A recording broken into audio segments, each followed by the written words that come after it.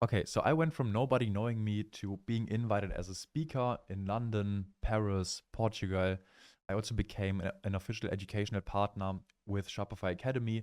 And it's not even crazy hard to replicate with what I'm about to show you in this video. And even better, the same strategies can also be used if you're just a developer or a freelancer who wants to present themselves in the best way possible.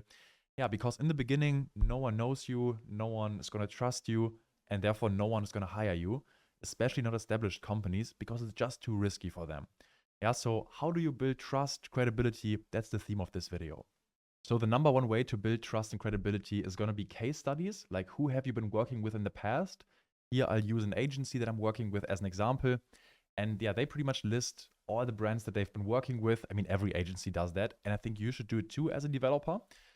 So if you can drop some credible names, maybe like Refurb, Cowlitz Hills, Tokyo Hotel, kind of famous, Vice Golf, one of the biggest golf brands worldwide.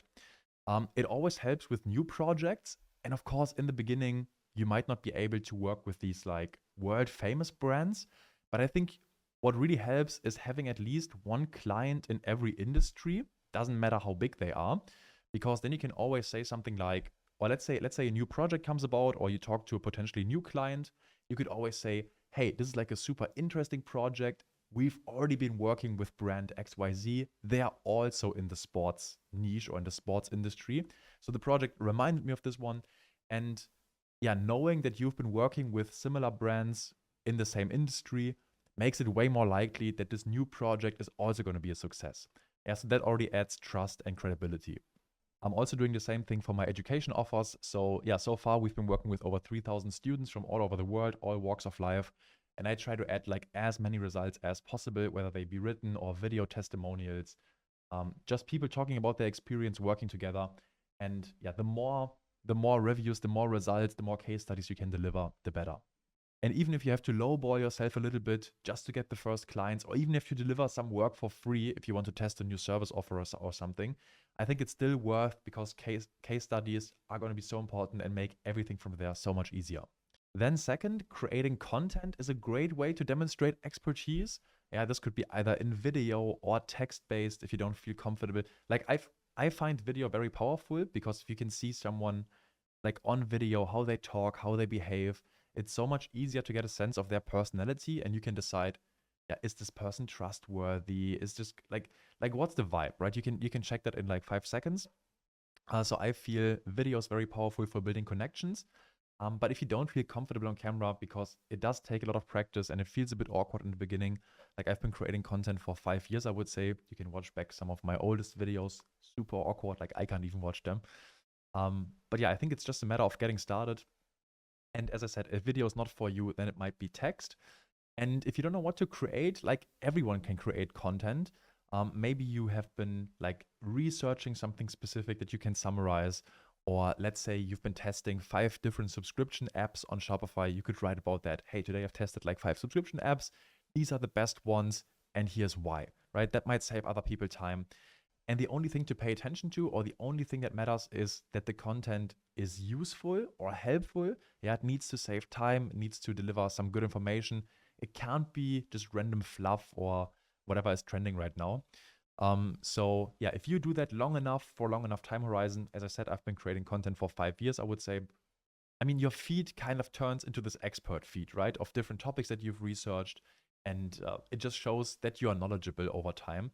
So the longer you can do this, the better. And then people also get to know you. They start building a relationship with you. They trust you. And yeah, this is massively going to help you. So I would recommend creating content to everyone these days.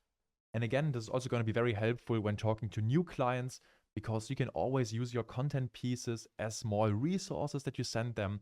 For example, after the initial call, like once you get a hang of their project and the problems they're facing, you could maybe prepare a proposal for them, and then also send them some resources. Hey, this is kind of interesting. I actually have a video on XYZ you can already check out.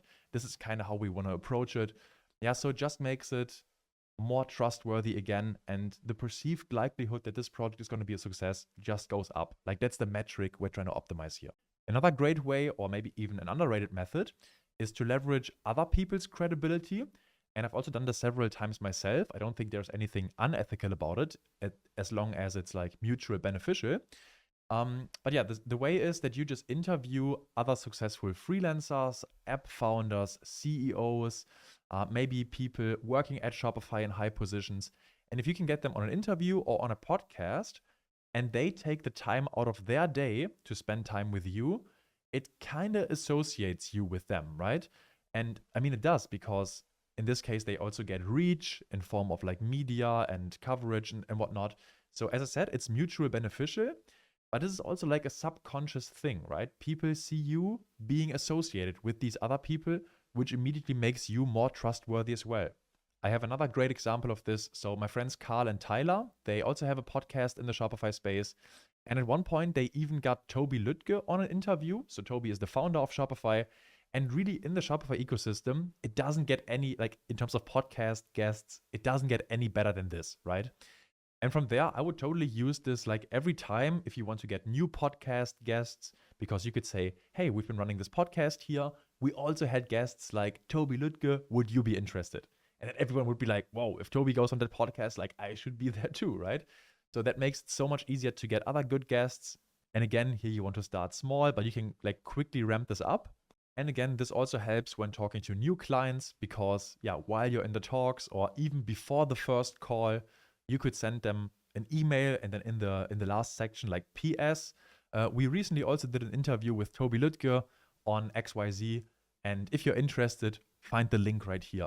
And even if they don't watch the interview, they still read it. They still see, okay, they got like these high caliber guests on a podcast. They might be trustworthy, right? It's just a social proof thing, just subconsciously. And I think definitely something you could employ as well. And yeah, that's all I have for today. These were my top 3 for building trust and credibility. Number 1, case studies. Yeah, people want to see what kind of results you can deliver, proven by other people, case studies namely. Then we have creating content to create or to showcase or demonstrate your expertise. The content needs to be helpful though. I think we've driven that home enough. And then third, being associated with other people in the space, social proof, but that needs to be mutually beneficial for them as well, because otherwise they don't have a reason to come on your show, to come on your podcast. So yeah, just keep that in mind. I think that's a general takeaway here. Like your intentions should always be like genuine and sincere. Like you want to help as many people as possible. Yeah, you hear that all the time. Like provide value, provide as much value upfront for free as you can. And I think that's so true. And if you do that long enough, like the goodwill will compound. Yeah, so just keep doing that, and I think then you're off to a good start. If you need help with anything, feel free to reach out. Let me know what you want to talk about next, and then I'll see you right there. Bye.